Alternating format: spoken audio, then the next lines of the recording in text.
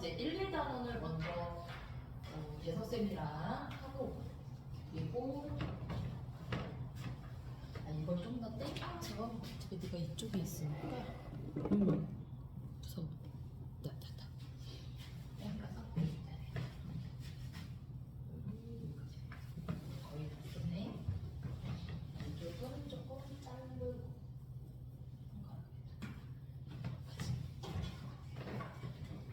선생님이랑 3단원부터 수업을 할 거고요.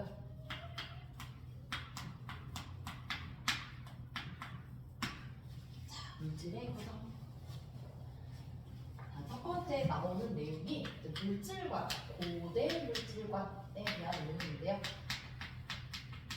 고대 물질관은 뭐냐면 이때는 아직 과학적인 사고를 하지 않은 상태고, 당시에는 수학자이자 천문학자이자 철학자이자 그치? 과학자인 이런 사람들이 보통 이제 언덕 위에 쌓아 올라가지고 학자들이 이제 이끌어내는 대학자들이 언덕 위에 쌓아 올라가가지고 연설을 막 하지. 연설을 할 때 이제 철학과 과학이 약간 혼용되어 있는, 그래서 이렇기 때문에 이렇다 해서 약간 논리적인 사고를 위한 이제 과학적인 설명을 한다. 그러니까 실험적으로 증명하지 않은 내용들. 그래서 당시에는 약간 종교적인 것까지 좀 포함한 부분도 좀 보이기도 하고. 자, 먼저 첫 번째. 고대 물질관에 1원소설의 출발, 탈레스. 실제로 과학자 이름은 암기해야 된다고 생각하지는 않아요. 과학자 이름이 중요하지 않다. 대신에 이제 1원소설이란 개념적으로 자연은 여러 가지 다양한 물질로 이루어져 있는데, 자, 근원은 무엇일까? 약간 철학적인 사고거든요. 근원은 무엇일까? 라고 생각을 했을 때 탈레스는 사람을 이루고 있는 3분의 2가 물이고, 지구의 3분의 2가 또 바다고, 이런 걸 보면 자연을 이루는 가장 첫 번째 근원은 물이지 않을까라고 생각한 거예요. 근데 다른 또 과학자들의 이후에 아니다, 흙이다. 약간 흙 같은 거는 이제 약간 성경에도 좀 그렇게 표현되어 있기도 하고, 사람이 죽어서 흙으로 돌아가기도 하니까 약간 그렇게 생각을 한 것 같아요. 그래서 흙이다. 아니다, 다른 사람은 공기다. 그죠? 옛날에는 또 그래서 그 공기가 이제 사람을 통해가지고 이렇게 뭐 바뀐다 뭐 이런 식으로 표현을 하고, 그 다음에 불이다. 그죠? 왜냐면 이제 불이 문명의 시작이기도 하기 때문에 그런 얘기를 하다가, 자, 엠페도클레스가 이거를 다 묶어서 한 가지로 이루어진 게 아니라 4원 소설, 물, 불, 공기, 흙. 이 부분이 4가지 원소가 자연을 이루고 있는 근원물질이다 라고 설명을 한 거죠. 4가지가 모두 필요하다 라고 설명한 거고, 이걸 조금 더 발전시킨 게 바로 이제 아리스토텔레스.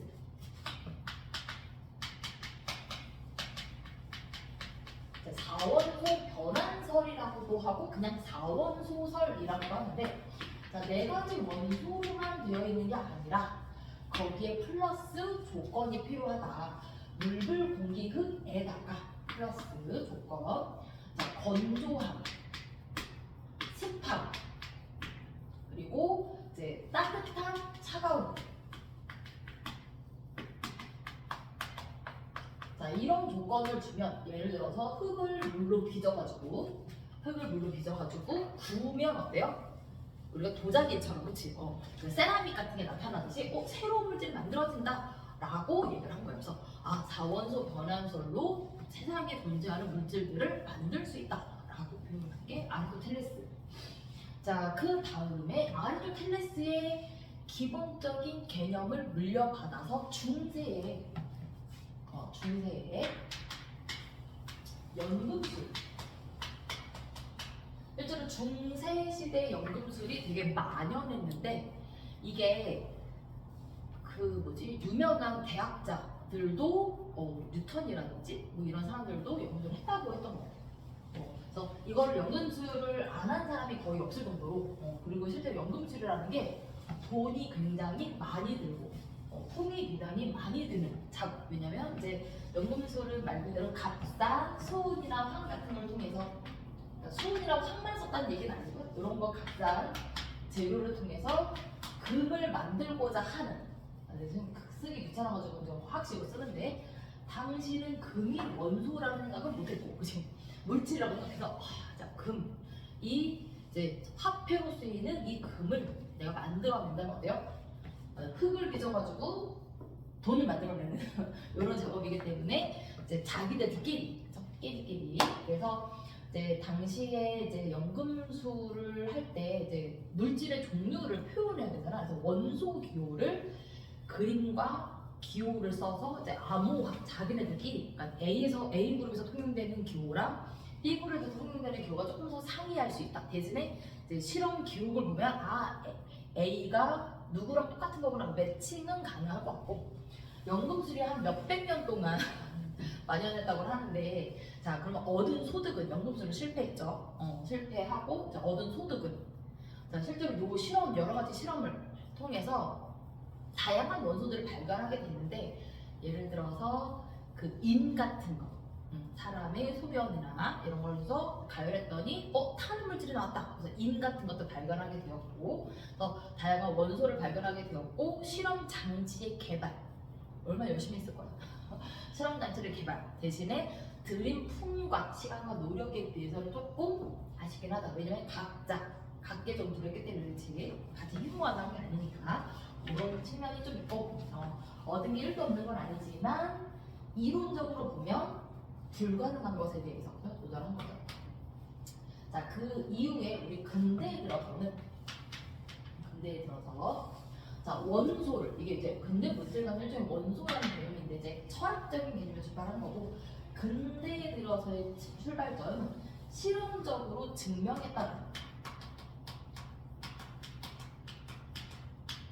실험적으로 증명해서 누구나 이게 맞다는 걸 확인할 수 있는 거죠. 지금도 우리가 과학이나 특히 수학 같은 것도 그렇고, 이런 걸 보면 이전에 학문적인 개념이 당연히 맞다고 생각했던 것들도 뒤집어지는 경우도 많고요. 그렇죠?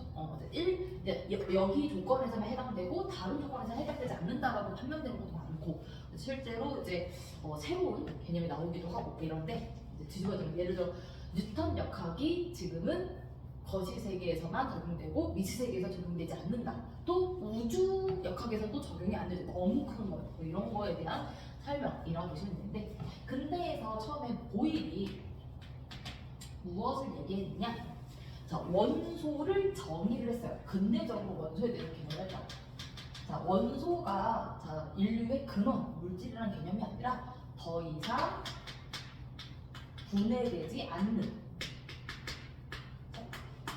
분해되지 않는 성분을 우리는 원소라고 정의한다라고 설명을 했고요. 원소에 대해 근대적인 정의를 한 거고, 이 근대적인 정의에 맞춰서 라부아제가 거의 일생을 들여서 실험을 무진장 많이 했대. 이 사람이 이제 이렇게 유리종 해가지고 유리를 이렇게 밀폐시켜서 기체의 질량이 연소 후에도 바뀌지 않다라는 걸 확인하기 위해서 실제로 질량을 소수점 단위까지, 당시에 전자적으로 소수 두 개짜리 이런 저울도 없었을 텐데 정확하게 측정하려고 노력했다. 굉장히 정밀한 실험도 많이 한. 그리고 라부아제가 실험한 것 중에서 가장 의미 있는 것 중에 하나가 뭐다? 물을 분해했다. 전기 분해가 당시에는 없었는데도 불구하고 물이 분해되는 걸 증명했다라는 게 의미가 있어요. 물도 분해했던, 그리고 연소 반응에 플로지스톤이 상계가 되지 않고 산소가 관여한다는 걸 확인했던, 수소나 산소의 이름을 명칭을 정한 게 라부아제인데, 그렇던 라부아제가 실험을 통해서 더 이상 분해되지 않는 물질들을 33종을 모았어. 이 33종을 분류를 했어요. 자기 나름대로 분류를 했는데, 첫 번째 항목은 연소와 관련된 항목들. 수소, 산소, 그리고 열, 빛으로 나눴어요. 실제로 그때 뭐라고 한 건가요? 열과 빛이 에너지가 아니라, 그러니까 실제로 얘가 열과 빛이 동시에 나오는 게 불이라는 현상으로 눈으로 보이기 때문에, 그치? 느껴지니까 물질로 인식을 하고 더 이상 분해가 안 된다라고 해서 이렇게, 그래도 불이 아니라 열과 빛 에너지가 나오는 거군요. 그래서 당시에 열과 빛도 원소라고 생각했던 거고, 그 다음에 두 번째, 세 번째가 좀 헷갈리는데, 금속, 비금속을 또 나눴었거든요. 뭐 예를 들어서 불이, 금, 철, 뭐 이렇게 나눈 것들을 금속의 배열이 있었고, 비금속, 뭐 질소, 탄소 이렇게. 원소는 잘 기억이 잘 안 나. 그런 개념으로 이제 금속, 비금속이 나누는 항목이 있었고요. 마지막 항목은 금속에도 들어가지 않고 비금속에도 들어가지 않고 연소에도 관여하지 않은 물질들이 있었어요. 당시에 이제 알루미나라고 하고 실리카 등등 한 4개 정도 있었는데, 이런 원소들이 있었는데, 얘가 이제 지금은 이 원소가 알루미나는 산화 알루미늄으로 지금은 알고 있고요. 지금은 산화 알루미늄을 알고 있고, 실리카가 산화 규소, 그래서 이산화 규소를 우리가 실리카. 당시에는 알루미늄은 분해가 안 됐다. 이거 2, 3인데 2를 빼먹어서 죄송해요. 알루미늄 2개에 산소 3개 비율 개수비. 실제로 알루미늄은 지금 우리가 사용하고 있겠네요. 산화 알루미늄은 알루미늄 캔, 그렇죠? 우리가 캔으로 많이 사용을 하는데, 이제 지각에 가장 많이 들어있는 금속 원소가 알루미늄. 하지만 가장 늦게 현대에 들어서야만 알루미늄을 활용할 수 있었다. 이유 중에 하나는 얘를 원소로 얻기 매우 어렵기 때문에. 알루미늄을 원소로 얻으려면 용융 전기분해를 해야 되는데, 전기분해 기술이 도입되고 나서도 2000도까지 온도를 높여야 용융이 되거든.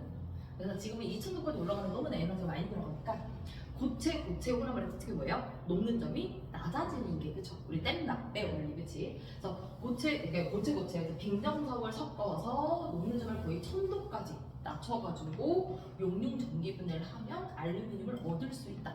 굉장히 어렵죠? 그래서 우리가 이제 청동기, 철기, 그 다음에 알루미늄을 금속에 사용 순서를 보면, 구리가 자연에서 원소로 존재하기 때문에 사용하기 좋았고, 먼저 사용하기, 물론 이제 구리 원소만 아니라 이제 청동으로 사용했지만 합금으로. 그 다음에 철은 자연의 자철석과 적철석으로 이제 산화물로 되어 있었기 때문에 한 1500도 이상의 용광로 기술을 있고, 탄소와 같은 물질을 넣어서 철에 있는 탄소와 결합하도록 유도하면서 이제 원소를 얻는 과정이 들어갔고, 그 이후에 전기분해하면서 알루미늄을 얻게 되었다. 이렇게 됩니다. 그래서 당시에 라보가지에 있는 이제 원소가 물이 아니라는 걸 이제 실험으로 증명했는데, 라보가지의 실험.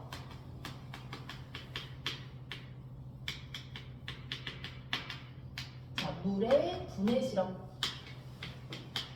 그리고 물의 합성 실험. 물을 분해하는 당대 전기 분해 기술이 없었기 때문에 주철관에서 철로 되어 있는 관, 그렇죠? 철로 이루어진 관에다가 물을 부어, 뜨거워진 물을 붓는데, 얘를 가열하게 되면, 그렇죠? 얘를 가열하고, 외부에서 이제 가열하게 되면, 물이 온도가 높아지다가 100도 되면 물을 끓을 건데, 거기다 더 가열하면 100도까지 온도가 높아질 수 있고요. 물하고 철이 연소는 아니고 산화인데, 그치? 물하고 H2O라고 쓸까? 얘로 하면 안 지워지는데, H2O 플러스 철 이렇게 반응을 하면, 철은 산화가 되고, 수소가 남게 된다. 개수를 맞추면 어떻게 해야 되니? 3개. 얘가 3개. 철 2개, 3개 이렇게 되겠네. 이런 식으로. 그래서 이제 어떤 경우에는 이제 철이 물이 분해가 돼서 산소가 나왔고, 그 산소가 철과 반응했다고 표현하는 걸로 오해할 수가 있는데, 실제로 물을 가열한다고 해서 분해가 되지는 않는다. 물은 전기 분해되는 거니까, 그렇지? 그래서 가열된 뜨거워진 증기, 엄청 뜨거워진 철 도체와 이제 기체 수증기가 표면에서 산소가 이제 철과 반응해서, 왜냐하면 반응성이 수소하고 철이 있으면 철이 조금 더 산소와 반응성이 크다. 아까 이제 그 뭐지 주철관 이제 산화철에다가 이제 탄소를 넣어서 산화철에다가 탄소를 넣고 가열하면 자, 뭐가 얻어진다? 철이 얻어진다. 표현했어, 그죠? 얘가 이산화탄소가 됐든 일산화탄소가 됐든, 그죠? 탄소는 산화가 되고 철이 얻어질 건데 이거 무슨 뜻이다? 철하고 탄소 중에서 산소와 누가 더 결합을 잘한다? 탄소. 그렇기 때문이거든요. 우리가 보통 생각하면 철은 금속이니까 산화되기 쉽고, 자, 탄소는 비금속이니까 산화가 되기 어렵다라고 생각하면 산소와 결합하는 거가 이제 산화하는 거에 들어가야 되네. 이제 산화된다라는 게 전자를 잃는다라는 개념이자 전자가 빼앗기는 개념이죠. 보존 빼앗기는 개념도 포함이 돼서 실제로 우리가 주기율표에서 그런 얘기했어요. 금속과 산이 반응해서 수소 기체가 나올 때, 그죠? 금속과 산이 반응하면, 자, 마그네슘에다가 자, 염산을 떨어뜨리면 수소 기체가 부글부글 나오는데 모든 금속이 이렇게 반응할 수 있다? 그건 아니에요. 금속 중에서 반응하지 않는, 염산과 반응하지 않는 금속이 존재해요. 어떤 것들일까요? 가장 대표적으로 금이죠. 금은 우리가 그 백제 시대에 왕관 있잖아, 엄청 화려한 거, 걔가 1000년 정도 땅에 묻혀 있다가 발견해서 우리가 그 금을 그대로 보는 거잖아요, 그렇죠? 우리가 잘 정리해가지고, 그래서 그만큼 금은 뭐다? 반응을 거의 하지 않는다, 매우 안정하다. 자, 거의 하지 않, 전혀 안 하는 왕수, 염산과 질산을 섞으면 높긴 하지만 거의 반응하지 않는데, 자, 금은 반응하지 않는다고요, 그렇죠? 금은 실험실에 별로 없어. 자, 누가? 자, 아까 뭐랬죠? 구리가 자연에서 거의 원소로 발견할 수 있었기 때문에, 그죠? 원소 자체로 발견했을 때 우리가 먼저 활용할 수 있었다라고 표현했잖아요. 그러니까 구리가 뭐로 존재한다? 이제 원소 반응성이 작아서 원소로 남아있다. 그리고 여기 은도 있고 이제 구리, 그래서 구리, 은, 금 정도 되는데 실제로 실험실에서는 구리판 또는 구리성 같은 게 있으니까 구리판과 아연판 또는 구리판과 마그네슘판을 놓고 염산을 똑똑똑 떨어뜨리면 어떻게 된다? 구리는 아무런 변화가 없고 마그네슘이나 아연판에서는 반응이 진행된다라고 볼 수 있어요. 실험실에서 사용할 수 있는 거지. 그래서 구리는 염산과 반응하지 않는다. 무슨 뜻이다? 구리가 수소보다 반응성이 작아요. 수소가 더 반응성이 커. 그리고 철과 탄소와는 누가 더 반응성이 크다? 탄소가. 산소와의 반응성 따르게 되죠. 그래서 금속의 반응성 따를 때 비금속인 수소랑 탄소랑 이렇게 중간에 들어가게 된다는 거죠. 우리가 이렇게 사용하는 건 이제 용광로에서 산화철의 재련, 그치? 철의 재련이고, 이렇게 사용하는 건 금속과 산의 반응에서 구리판 반응하지 않는 거 이렇게 생각을 할 수 있다. 무슨 얘기를 여기까지 하지? 갑자기 급발진 냈네. 잠깐만, 뭐가 여기까지? 이게 물이 전기분해, 물이 전기분해로만 물은 수소와 산소로 이렇게 나눠지는 거고, 뜨거워진 물이 누구랑 철과 반응한다. 수소가 철보다 반응이 작기 때문에 가열하게 되면 산소가 철과 반응하고 수소가 남게 된다. 대신에 물 1리터 1000g인데 1000g 부었을 때 대부분 이렇게 반응하는 건 아니고 대부분은 뜨거운 상태로 지나가고 만난 건 모두 다 반응하는 거니까 일부 반응을 했고요.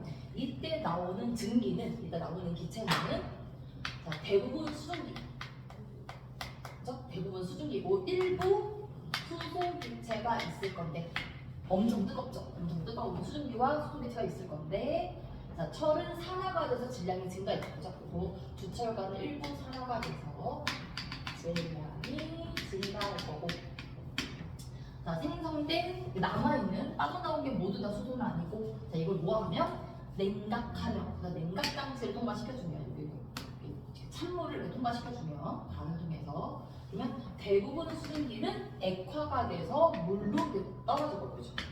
즉 물이 될 거고. 그런데도 액화되지 않는 증기는 기체는 어떻게 된다? 우리가 포집할 수 있다. 그래서 얘를 한꺼번에 여기 물기가 있으면 안 그려지는데 어디다 그려야 돼? 자, 얘를 이제 포집을 할 때 우리가 수상치환을 하죠. 이렇게. 그래서 이렇게 바늘 증기가 이렇게 들어가면 자, 여기가 물이 가득 차 있어서 자, 수증기는 냉각이 이미 충분히 됐으니까 물로 나오거든요. 뚝뚝뚝 물로 떨어질 거기 때문에 기체가 모여지지 않고 수소 기체만 어떻게 된다? 물에 잘 녹지 않기 때문에 위쪽부터 포집되기 시작해요. 그래서 수소 기체가 이렇게 모인 걸 확인할 수 있어요. 수소 기체가 모일 거다. 기체에 이렇게 모일 거다. 그러면 이게 수소 기체가 물이 아닌 걸 어떻게 확인할 수 있을까? 네, 물을 합성시키는 거. 그러니까 먼저 물이 분해가 돼서 이 기체가 나왔고 이 기체가 누구랑 만나면 산소랑 만나면 다시 물이 되는 거잖아. 그래서 자, 물은 수증기는 연소가 안 되고요. 수증기에 불 붙지 않으니까 그렇지. 자, 얘는 자, 누구랑 이 포집되어 있는 수소를 모아서 간에다 넣고 이렇게 유리종에다 넣고 그리고 여기다가 산소 또는 공기를 넣어놓고 여기다 뭐예요? 밀폐시킨 다음에 전기 불꽃 그쵸? 따다다다닥 불꽃 딱 가해주면 어떻게 된다? 물이 만들어질 거고요. 그치? 이 생성된 물을 확인하는 건 염화 프로젝트 같은 걸로 확인할 수 있고 그리고 불 붙여도 얘는 물이 붙었는데 얘는 물이 붙지 않는 것도 확인할 수 있고 이런 식으로 구분할 수 있다. 그래서 물의 분해 실험과 그것을 확인하는 물의 합성 실험까지 라부아제가 물이 나누어지고 물이 철과 결합한 물질과 철과 결합하고 남은 원소 이렇게 나눠지는 것과 남은 원소와 이제 여기 산소, 공기 이걸 섞어가지고 연소 반응이 일어나는 것. 그래서 생성된 물이 원래 물과 성질이 같다라는 걸 실험적으로 확인할 수 있었다. 라고 볼 수 있어요. 여기도 표 하나로만 나와 있는데 좀 길게 했네. 자, 여기 밑에 보시면 이제 물의 전기 분해가 있어요. 네, 주철관 실험을 우리는 굳이 할 필요가 없죠. 여기 왜 이렇게 따뜻해? 더워 죽겠네. 여기 왜 이렇게 따뜻해? 저 저거까지 여기 따뜻한 거야? 저기 뭐야? 히터가? 아니 어디서 막 뜨끈한 게 뒤에서 막 뜨끈한 거 오는 것 같아. 얘가 이렇게 좋다고? 장난 아닌데? 뜨끈뜨끈 좀 꺼도 되니? 네. 나 너무 덥다. 등에서 얘가 바람이 이렇게 위로 올라가면 이게 부딪혀가지고 이렇게 등으로 내려오나 봐. 더워 죽겠어. 아니 못 올라오네. 자, 이렇게 됐는데 자, 우리 물의 전기분해. 자, 요거는 이제 주철관 실험이고요. 주철관 실험. 자, 물의 전기분해를 살짝 보면 이름에서 알 수 있듯이 자, 물에 전류를 흘려주면 분해가 진행되는데 물은 전해질이야 비전해질이야? 순수한 물에 전압을 가해주면 전류가 흐르잖아. 수돗물은 그러면 순수한 물이 아닌 거죠. 전류가 좀 흐르니까 그렇지. 약간 미량의 물질들이 들어있어서 전압이 높아지면 전류가 비매진 거죠. 그래서 위험할 수 있다. 그래서 이제 뭐 3V 정도, 1.5V 정도는 크게 위험하진 않은데 우리가 이제 전지가 1.5V 전지가 얘가 아직 저기 사용할 수 있는지 안 하는지 이게 혀에 대보기도 하지 않나? 남한테 맞나? 그러면 살짝 딱딱 찌릿찌릿하면 이제 전류가 흐르는 거고 이렇게 알 수 있거든. 그래서 1.5V 정도 되는데 자 220V 갖다 대면 큰일 나나. 자, 물의 전기분해. 자, 물의 전류가 흘러야 전기분해가 진행되는데 실제로 순수한 물은 전류가 흐르지 않기 때문에 전기분해하기 위해서 뭐가 필요하다? 첫 번째, 전해질을 녹여줘야 돼요. 전해질. 자, 전해질을 녹여줘야 되는데 이거 갑자기 심화가 되는데 여기 우리 63페이지 보면 뭘 녹여줬어요? 전해질, 수산화 나트륨을 녹여줬어요. 실제로 우리가 집에서 전기분해 실험을 하고 싶다. 자, 전해질로 가장 대표적인 소금을 넣어주면 되냐 안 되냐? 자, 소금은 물의 전기분해에는 적절하지 않다. 왜냐하면 소금을 넣어주면 이 염화이온이 분해가 돼요. 염화이온이 물의 전기분해하면 뭐가 나와야 돼? 물을 전기분해하면 수소랑 산소가 나와야 되는 계속 맞춰가지고 그렇지? 얘는 액체, 얘는 기체, 얘는 기체. 자, 이렇게 나와야 되는데 수소랑 산소가 나왔는데, 자, 소금물의 전기분해, 소금물을 가지고 전기분해를 하면, 자, 수소는 나오는데 옆에 산소 대신에 염소가 나와. 소금물을 전기분해하면. 그러면 적절하지 않기 때문에 얘를 넣어서 소금물로는 전기분해를 하면 된다. 물은 전기분해는 돼요. 전기분해는 이루어지나 자, 수소와 산소를 얻는 물의 전기분해는 소금을 넣으면 안 된다. 이 정도까지만. 너무 들어가면 심해요. 전류를 흘려주기 위해서 수산화나트륨을 넣어줬다.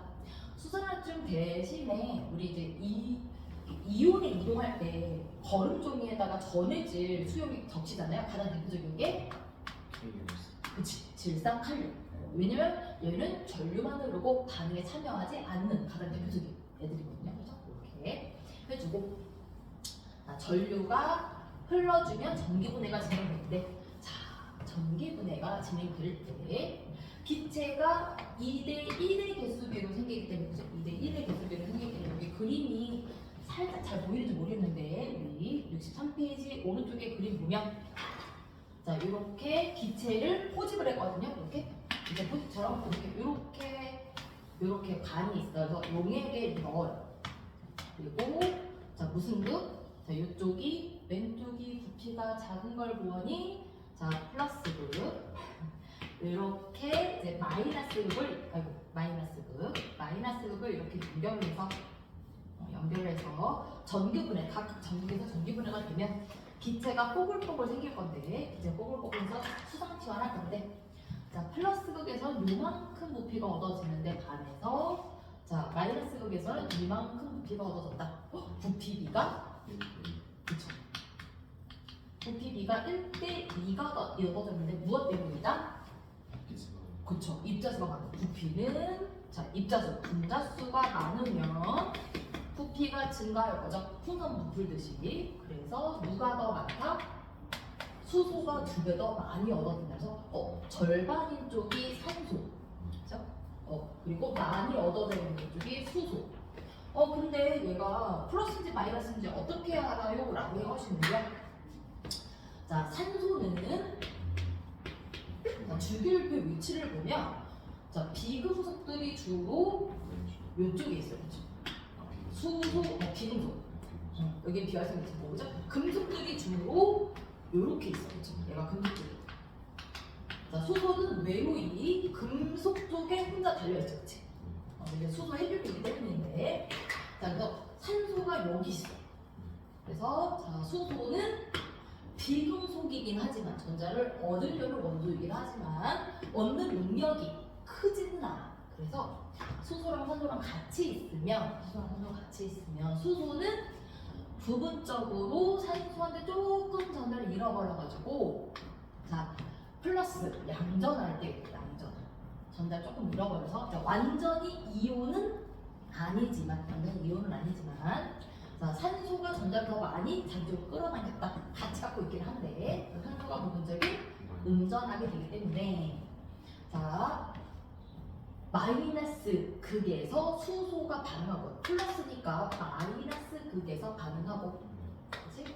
마이너스니까 플러스 극에서 반응하고 아까 자, 소금이죠. 소금. 아까 소금 염화이온은 자, 내가 염소 기체가 될 거라고 했죠. 그죠? 소금물을 전기분해하면 염소 기체가 될 거라고 했죠. 염소 기체는 플러스 극에서 나와요? 마이너스 극에서 나와요? 얘가 마이너스니까 플러스 극에서 생성될 거다. 이런 식으로 생각하시면 되죠. 플러스는 자, 마이너스 음이온은 플러스 극에서 반응 참여하고 자, 그리고 플러스는 마이너스 극에서 반응을 참여한다. 그래서 이렇게 각각 얻을 수 있다. 그래서 우리가 부피비만 가지고 이거 실험 결과죠. 실험 결과 부피비가 1대2라는 걸 통해서 부피가 작은 쪽이 산소 기체, 부피가 많은 쪽이 수소 기체라는 걸 알 수 있고, 자, 물 분자에서 수소가 전자를 잃어버리는 쪽이기 때문에 마이너스, 그렇죠? 산소가 전자를 얻는 쪽이기 때문에 플러스극이 된다고 생각할 수 있다. 이거를 우리가 실험 결과를 해석하는 거예요. 해석. 자, 그래서 우리가 실험에 이렇게 보면 기체가 포집되는 양을 통해서 우리가 종류도 알 수 있고 어떤 쪽에서 반응했는지까지도 확인할 수 있는 실험이 되겠다.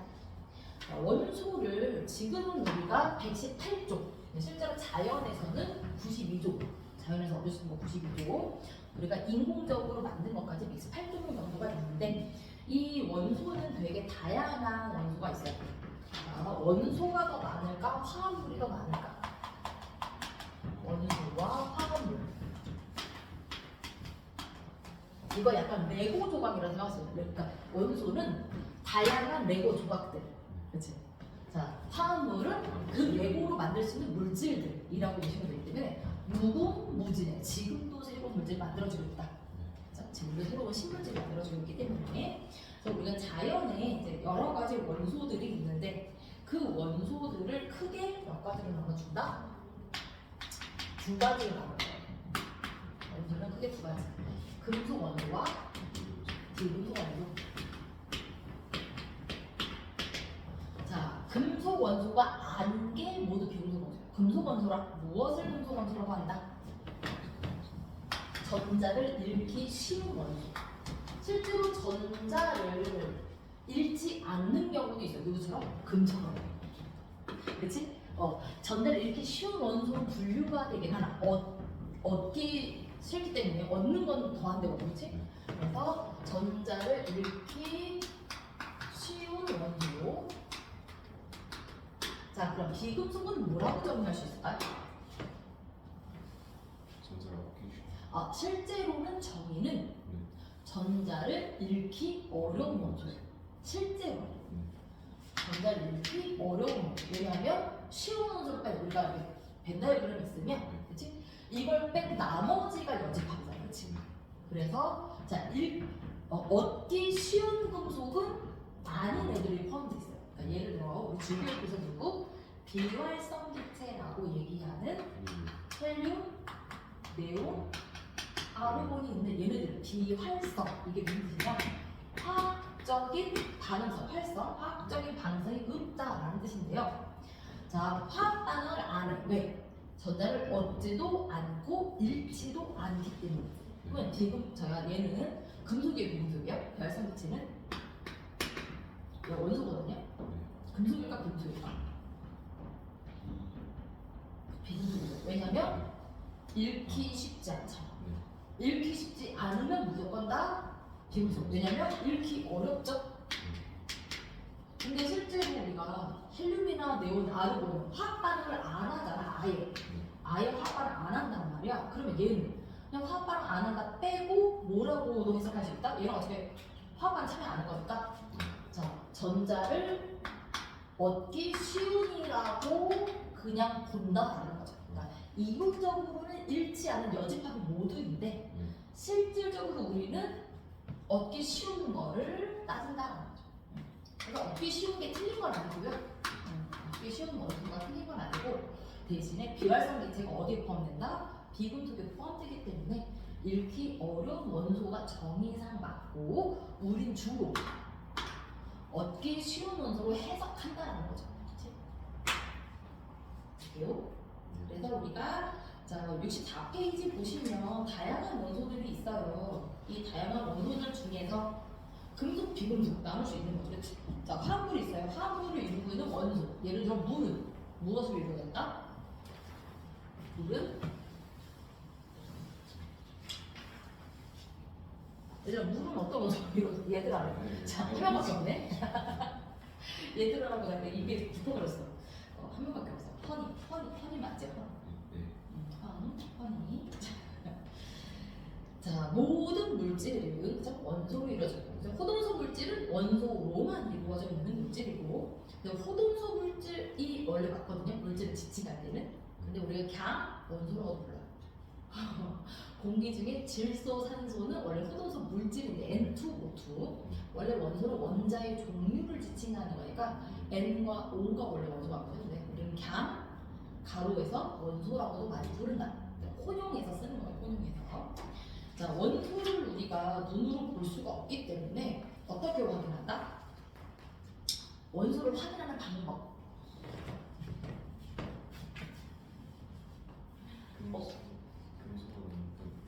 불꽃 반응, 그죠? 불꽃 반응으로 금속 원소, 그냥 모든 금속 원소를 확인할 수 있다, 맞아요?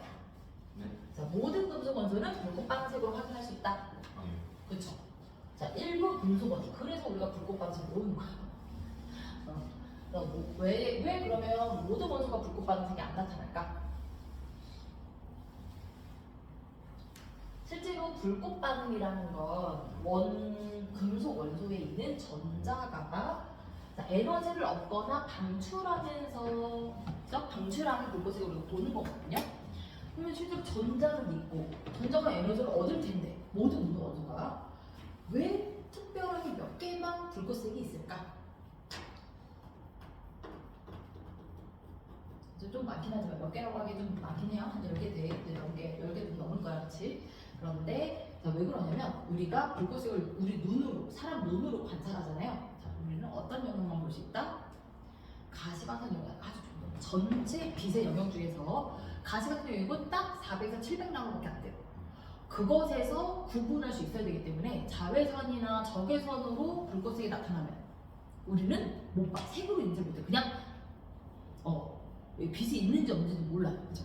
그래서 구분이 안 된다. 불꽃색을 인지를 못하는 거죠. 그래서 불꽃색이 특별한 원소가 나타나는 이유는 뭐 때문이다?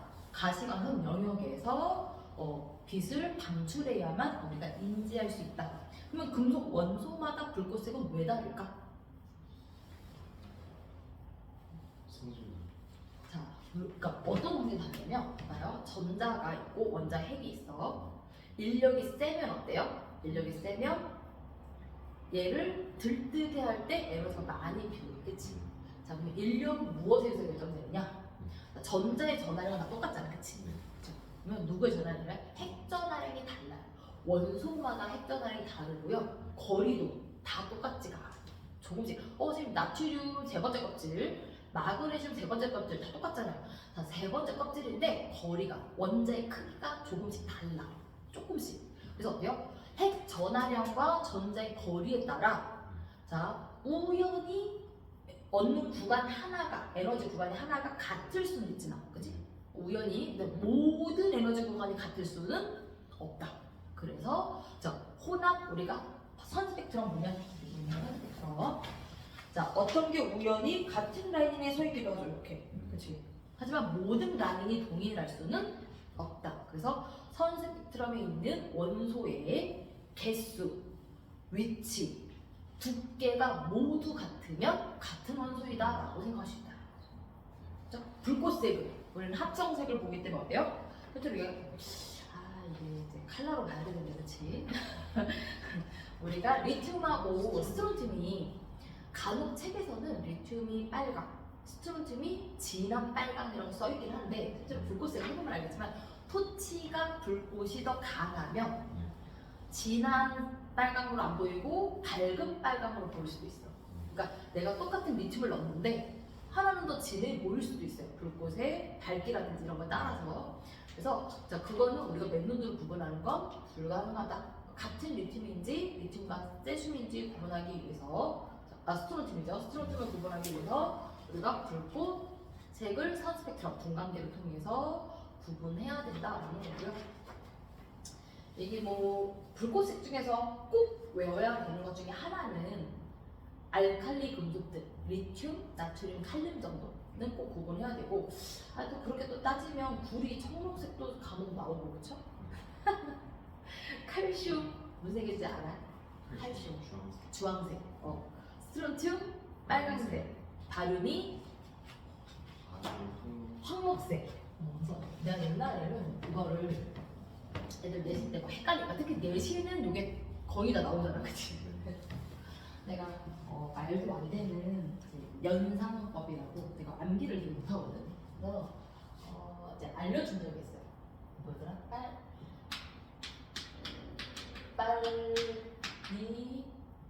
노나 오하 이렇게 빨리 돌아볼까? 요거는 일반 책에서도 많이 나오는 거고 요거 이웃게 조금 좀 그런데 되게 인상적이긴 합니다. 빨리 돌아볼까 이거 자 발음 방황하는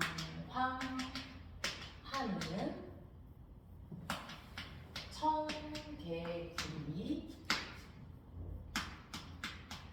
빤스 줄까? 이렇게 하면 이제 방황하는 청개구리는 청소년 그치? 발음 황목색 청록색 구리 방황하는 청개구리 빤스 줄까 이제 패티 자 그래서 빨간색 스트론튬 이제 주황색 칼슘까지 이제 구분해야 될 건 이제 발음상 둘이 똑같기 때문에 보라색 칼륨과 그러니까 얘는 지금 알칼리 금속들만 모아놨거든요, 그렇죠? 알칼리 금속 묶고 그리고 나머지 하고 하면 된다. 까먹지 않는다라는 건데 이거 저희 나름대로 스토리텔링을 되게 많이 했긴 했었는데 스토리텔링 얘기해봤자 너무 없거든. 자, 불꽃색을 실험하는 방법이 두 가지가 있어요. 불꽃 반응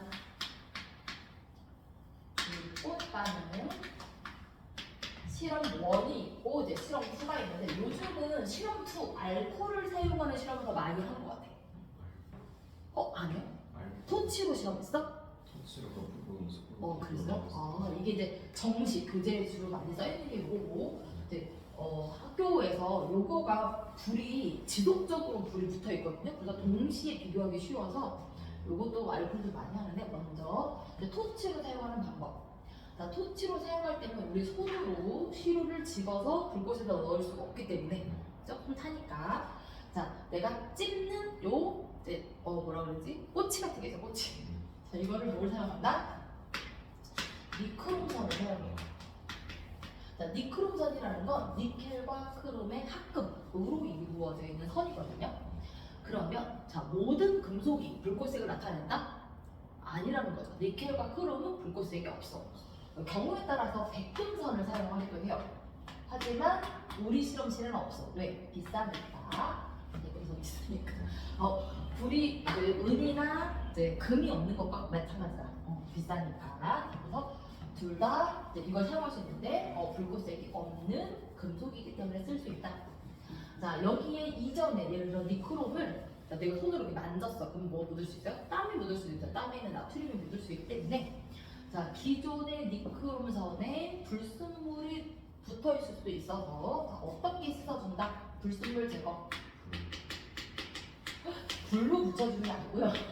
불로 묻혀주는 게 아니고 자 물로 씻는 방법이 있는데요. 금속이 묻어 있으면 물이 안 씻겨.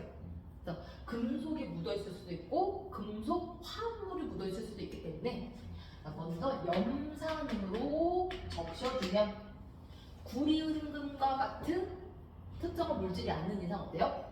염산에 반응해서 녹아나요. 그렇지? 염산과 반응할 거고 그것을 증류수로 씻어요. 자, 소금과 같은 경우에 염산과 반응하진 않지만 증류수를 씻길 거 없기 때문에 그죠? 염산에 녹였다가 증류수를 씻어냅니다. 그러면 이제 그리고 실제로 불순물이 제대로 제거되는지 확인하기 위해서 불꽃색에 넣어봐서 색깔이 안 나와요. 그렇지? 이렇게 불순물을 제거하는 방법이 있고요. 자, 우리가 토치에 불꽃이 있는데 우리가 가스레인지 불꽃 생각하시면 돼요, 그렇죠? 자, 가스레인지 불꽃 보면 여기 가운데가 파랗고, 그렇지? 바깥에는 색깔이 투명하죠. 자, 어디다 갖다 댄다? 겉불꽃. 자, 왜 겉불꽃에 갖다 대냐면 자, 겉불꽃이 생성할 때는 이유가 두 가지가 있는데 가장 중요한 건 투명한 불꽃이기 때문이에요. 왜? 파란색이랑 섞여 보이면 내가 색깔을 오인할 수도 있어. 그렇지?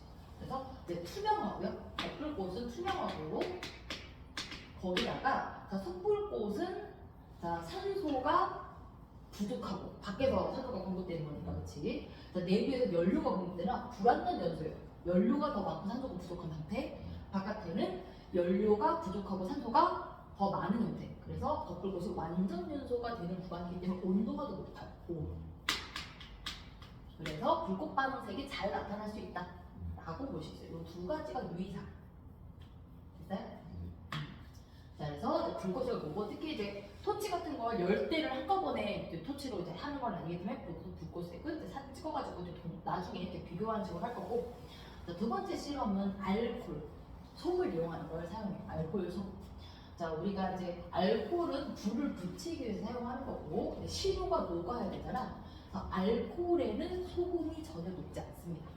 그러니까 극성 용매라고 해서 이온결합물을 넣는 게 아니고 어디에만 물에만 극성이 엄청 커서 걔가 극성이 정말 많이 커요. 알코올도 크지만 그래서 이온결합 물질은 주로 물에만 녹고 알코올은 녹지 않기 때문에 자, 알코올과 에탄올과 자, 물이 섞여 있어요.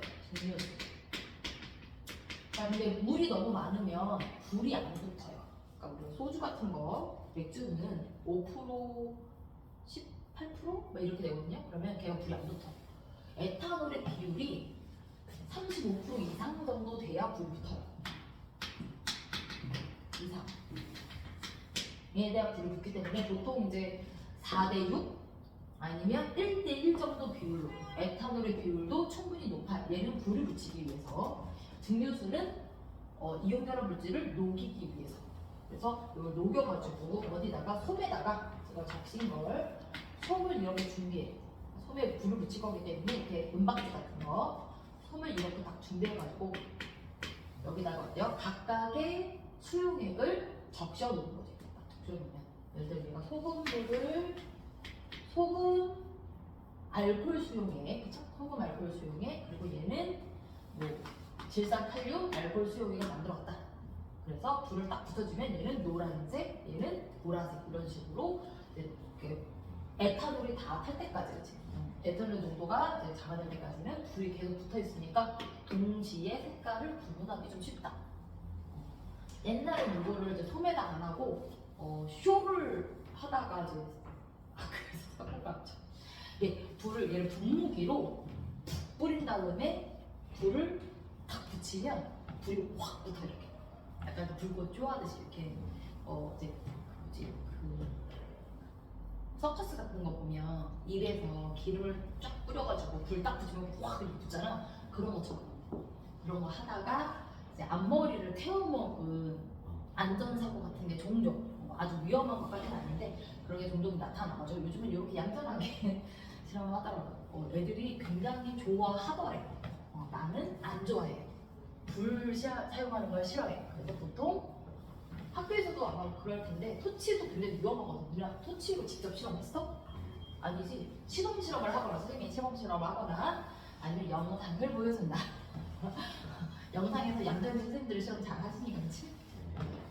시범 실험을 하려고 해도 선생님이 다 일일이 실험 한 번씩 해보고 잘 되는 거 방법 찾아가지고 막 해야 되거든요. 귀찮죠. 그리고 위험하지. 애들한테 절대 시키지 않는다. 굉장히 위험하다. 부탁가스통을 애들한테 어떻게 맡기겠어? 그치? 그렇게 된다. 나는 왜 이렇게 칠판을 못 찍냐?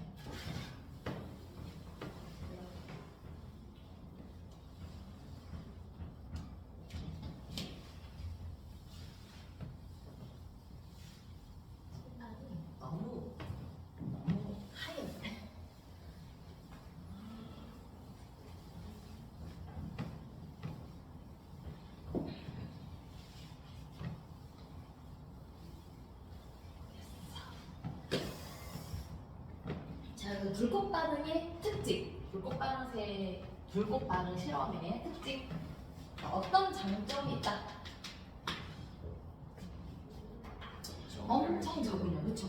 시로 요만큼 가로 찍어서 활용할 수 있기 때문에 적은 양으로 확인할 수 있고요. 또,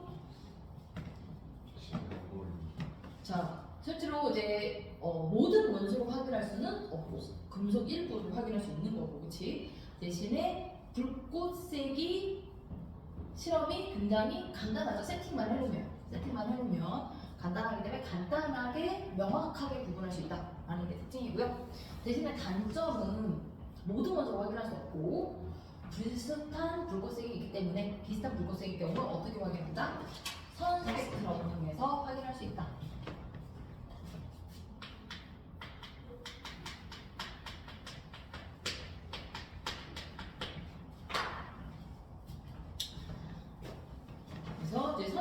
이거는 주로 비슷한 불꽃색이 나타날 때 확인하기 위한 장치로 많이 쓰고요. 이제 우리가 가시광선이 아니면 가시광선이 아니거나 아니면 방정관 실험을 한다면 전기 이렇게 줘가지고 실험을 한다면 비금속 원소도 선스 스펙트럼을 확인할 수 있긴 해요. 수소 선스 스펙트럼 면이 있거든. 그래서 방정관 실험이긴 하지만 아니면 이제 가시광선 영역이나 이외에 적외선이나 자외선 영역까지 포함한다면 다양한 원소의 선스 스펙트럼을 확인할 수 있겠다. 실제로 우리가 이제 우주의 불꽃색, 우주의 선스 스펙트럼, 불꽃색이 들었어요. 우주의 선스 스펙트럼, 우주에서 나오는 우리 이제 지구에 도달하는 선스 스펙트럼 확인함으로써 우주 공간에 수소와 헬륨이 존재하는 거, 그죠? 존재 비율도 확인하고, 그리고 이제 우리가 그 화성이나 뭐 이런 금성에 이제 대기의 선스 스펙트럼을 통해서 이제 원소를 확인하는 뭐 이런 거 등등을 할 수 있다. 자, 우리 65페이지 내용까지 물질의 다양한 원소가 포함되어 있고 각각의 선스 스펙트럼, 각 원소에 따른 선스 스펙트럼을 확인할 수 있게 되겠고요. 자, 우리는 이제 원소, 여기 빈칸줄이네. 66페이지부터 한 페이지다. 빈칸줄이 한번 해볼래요? 빈칸. 자, 그러면 선생님이 빈칸이 아닌 걸 읽으니까 네가 빈칸을 대답을 해봐봐. 자, 원소, 더 이상 다른 물질로 분해되지 않으면서 물질을 이루는 기본 성분. 그렇죠? 자, 화합물의 예로 물이 있고요. 물은 어떤 원소로 이루어져 있다? 수소와 산소. 그렇지. 자, 불꽃 반응은 금속 원소 중 일부 원소는 그 원소를 포함한 물질을 어디에 넣었을 때? 겉불꽃. 자, 불꽃 반응색을 비교하며 원소의 종류를 구분할 수 있다. 금속 원소의 종류겠죠. 자, 리튬은, 칼슘은, 네. 자, 스펙트럼의 선으로 나타나는 것을 연소 스펙트럼이 아닌 선 스펙트럼 8번. 자, 원소의 이것에 따라 종류에 따라 각 원소의 이것을 확인할 수 있다. 원소마다 선 스펙트럼이 제각각 다르겠죠. 문제를 내가 생각보다 진도를 좀 오래 나고 우리 몇 분까지지? 5시 20분까지. 5시 20분까지요? 5시 20분에 수업을 시작하는 거 아니야? 40분에 시작하는구나. 그러면 진도를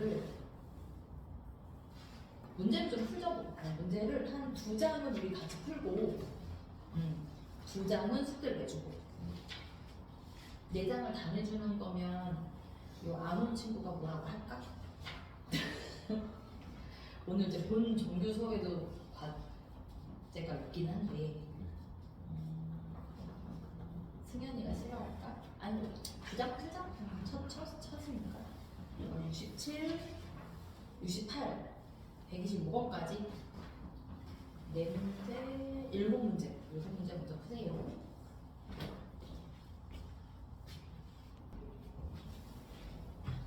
자, 119번에 자, 119번에 답은 5번이죠. 자, 먼저 기억을 어떻게 고쳐야 되지? 118죠. 그죠? 자, 원소와 물질 누가 더 많다? 물질이 훨씬 더 많다. 그죠? 조합이니까.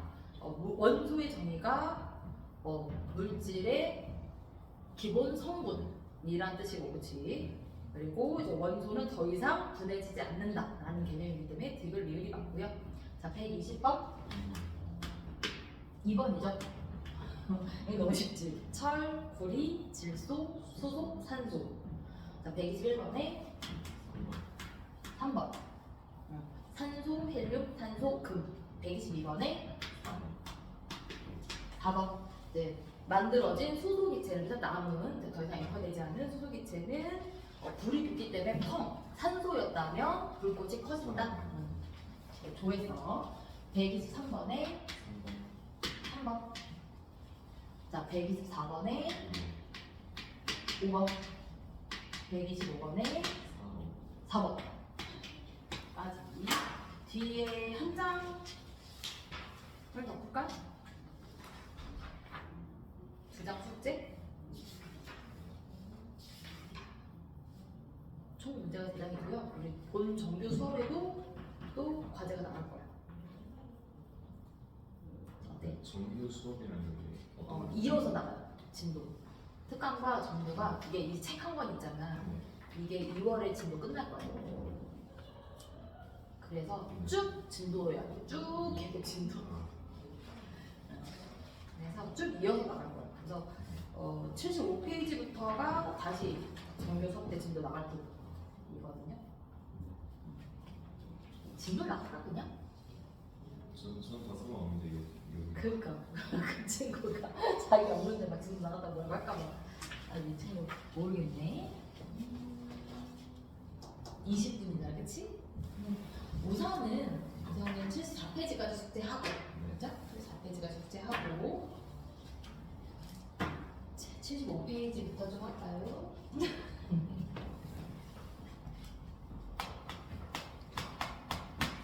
자, 이제 입자에 대해서 물질의 구성 입자.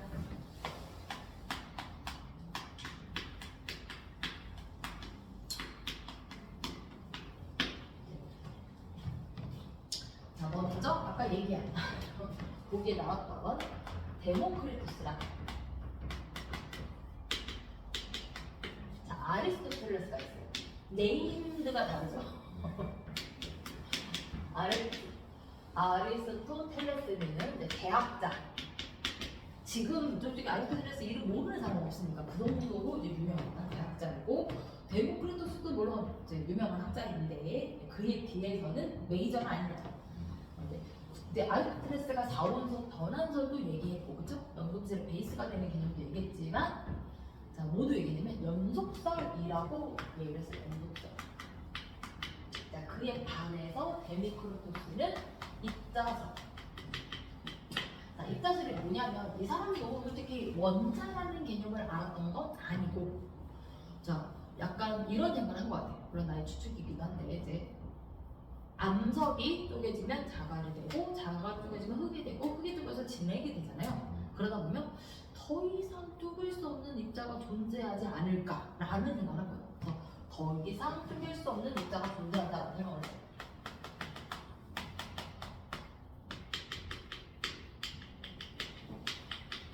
더 이상 쪼갤 수 없는 입자에 대한 정의를 이제 데모크리투스가 이제 이때 어원, 지금 이제 원자의 어원이 이제 나오지 않았나 싶은데, 이제 어텀이라는 이제 원자의 어원이 이제 여기서 출발했다라고 보시면 되겠고, 자, 아리스토텔레스는 이제 연속설이에요. 그러니까 이제 반대. 무한히 쪼갤 수 있다. 자, 무한히 쪼개면 어때요? 입자의 크기가 점점 작아지다가, 자, 그 개념을 어떻게 확장했냐면, 무한히 입자를 쪼개다 보면 입자의 틈이라는 건 존재하지 않는 거죠. 입자 사이에 틈만한 또 다른 입자가 있을 거고, 그 작은 입자의 틈만한 또 다른 입자가 있었기 때문에, 자, 뭐라고 얘기한다? 자, 진공은 없다. 자연은 빈 공간을 싫어한다고 얘기했어. 자연은 빈 공간을 싫어한다. 꽉 차 있다. 빈 공간이라는 건 존재하지 않는다. 자, 입자가 더 이상 쪼개지지 않으면 뭐가 돼요? 빈 공간이 존재하는 거죠.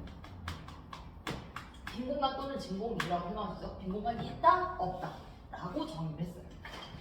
자, 그래서 요거를 우리가 어떻게 얘기를 하냐면, 보일이 제2자 실험을 했어요. 보일의 제2자관 실험. 네, 보일의 법칙의 이제 내용 중에 하나인데, 자, 제2자관이 있어요. 제2자관이 있고, 자, 여기에 이제 공기가 들어있는데 수은이 이렇게 들어있어. 자, 여기는 이제 공기. 자, 공기가 여기 밀폐 딱 되어 있는 상태에서, 자, 내가 이렇게 공기 들어있는데 수은을 더 추가로 넣어주면, 여기서 수은을 추가로 넣어주면 어떻게 돼요? 여기가 높아지다가 보면 여기 밀려 올라갈 수밖에 없죠. 그렇지? 자, 이렇게 자, 수은의 부피가 높아지면서 공기 부피가 감소한 걸 확인할 수 있어요. 그런데 공기는 밀폐되어 있기 때문에 공기는 밀폐되어 있기 때문에 공기의 입자의 종류나 개수는 변할 수가 없어.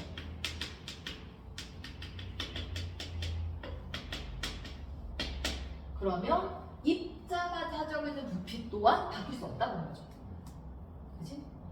그런데 부피가 감소했다는 건, 자, 입자가 부피가 감소하지 않았는데 전체 기체가 차지하는 부피가 감소하려면 뭐가 감소한 거다? 빈 공간이 감소한 거다.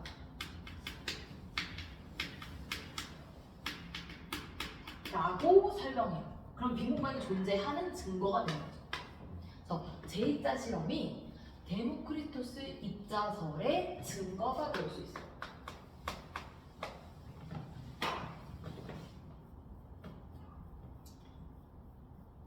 자, 그러면 또 다른 입자설의 증거가 뭐가 있느냐?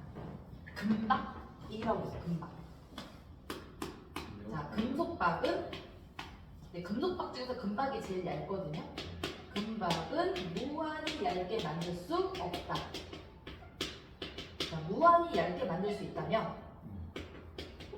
난 그거 할 거야. 이거 해야 돼. 왜? 자, 무한히 만들 수 있는 기술만 개발한다면 연금술이랑 똑같은 개념인 거죠. 그죠? 노다지. 자, 금은 네, 얇게 만들 수 있는데 금 1g 준비해서 금박을 만들어. 얇게. 그래서 반을 각각 팔아. 그리고 나머지 반 갖고 또 다시 얇게 펴. 팔아. 또 얇게 펴. 팔아. 무한히 팔 수 있어.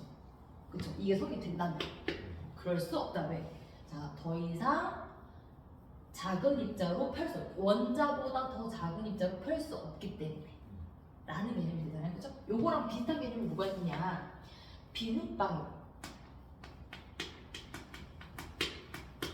자, 비눗방울을 잘 불면 크게 만들 수 있는데, 그치? 무한히 커질 수는 없다. 왜? 비눗물보다 더 얇은 입자로 펴질 수는 없기 때문에. 요런 개념이에요. 이게 바로 뭐가 된다? 제2자관. 그리고 이제 비눗방울 이런 실험을 통해서 뭐요? 더 빈 공간이 존재한다는 걸 증거할 수 있고요. 또 하나 있어요. 뭐냐면 요거는 생각보다 애들 많이 놓치기도 하는데요. 자, 우리 이제 초딩 때는 콩과 쌀, 조, 콩하고 조를 섞어. 콩 50ml랑 조 50ml 섞으면 어때요? 100ml가 되지 못하죠. 이거를 이제 중학교에서는 뭐 배워요? 물 50ml랑. 소금으로는 잘 안 하고, 왜냐면 소금은 겉으로 봤을 때 어때? 빈 공간이 보이잖아.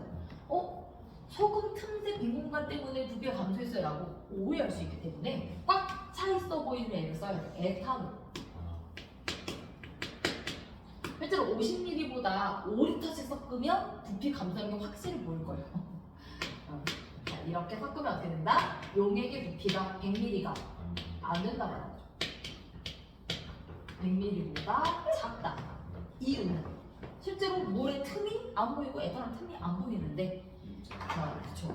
자, 무언가 입자에 빈 공간이 있기 때문에 줄어든 거다. 내가 흘린 게 아니니까.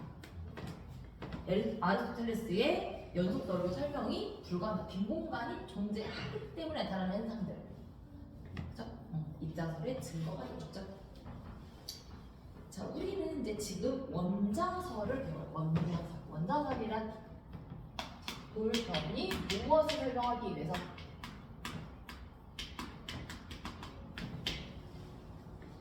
볼턴이 이것을 설명하기 위해서 원자설을 만들었어요. 원자는 눈으로 보이지도 않아서 설명을 좀 못해.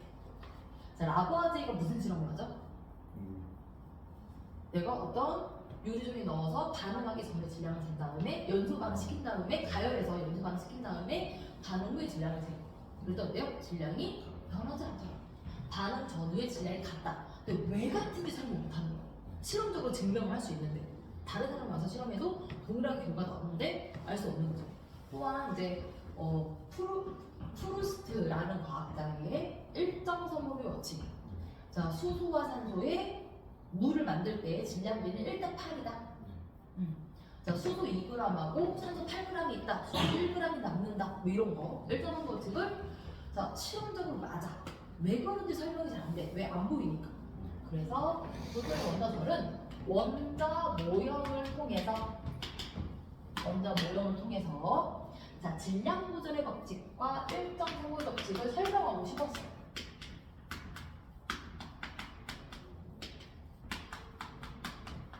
자, 질량 보존의 법칙은 반응 전후에 진행한다. 이거 모르는 친구가 없거든요. 일정 성분 법칙의 정의가 어떻게 일정 성분 법칙이랑 어떤 화합물의 경우에 두 원소 사이의 질량이 그렇죠. 화합물의 원소 사이의 질량. 이거 대답 잘 못하더라. 화합물을 이루고 있는 성분 원소의 질량비. 이것을 우리가 이제 일정성분 법칙. 너 왜 떨어지고 그래? 야, 나는 분필을 떨어뜨리지 않아서 이거 왜 혼자 떨어지? 여기서 안에서 조금 봤어? 왜 그래? 안에서 왜 조금 나고 그래? 내가 뭘 했다고? 아무것도 안 했는데. 자, 그래서 훅 꼈어야 되는데 잘 안 껴졌었나? 훅 껴서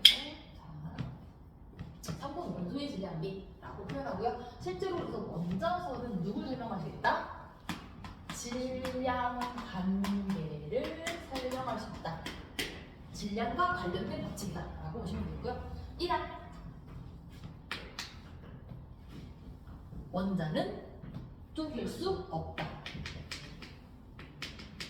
그래서 이제 원자설은 항상 그림이랑 같이 봐야 되거든요. 그래서 그림을 이렇게 그리지. 이렇게. 그렇지. 항상. 자, 두 번째. 원자는 종류가 다양한데 원자마다 질량과 크기가 다르고요. 같은 원자일 때 질량과 크기가 같다. 그렇죠?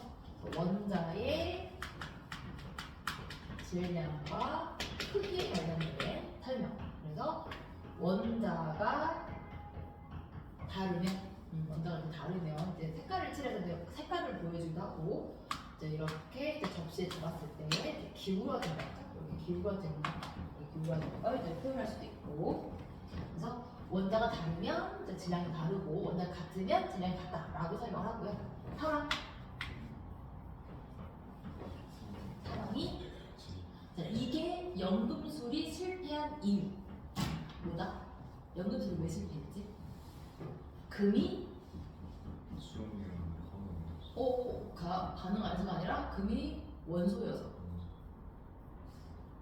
원소의 입자를 우리가 원자라고 하잖아. 원소 입자. 자, 원자는 만들어줄 수 없다가 상황이에요. 자, 원자는 반응을 할 때 소멸할 수도 없고 생성되지도 않는다. 그래서 예를 들어서 이런 입자가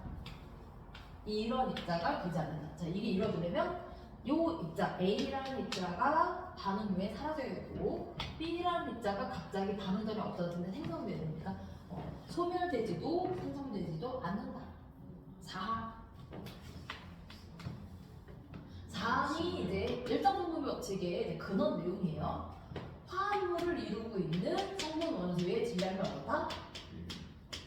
일정하다. 성분 원소의 질량이 일정. 이게 이제 일정성분 법칙에 대한 내용. 그래서 결합하고 있는 화합물을 이루고 있는 이렇게 이룬다. 그래서 자, 요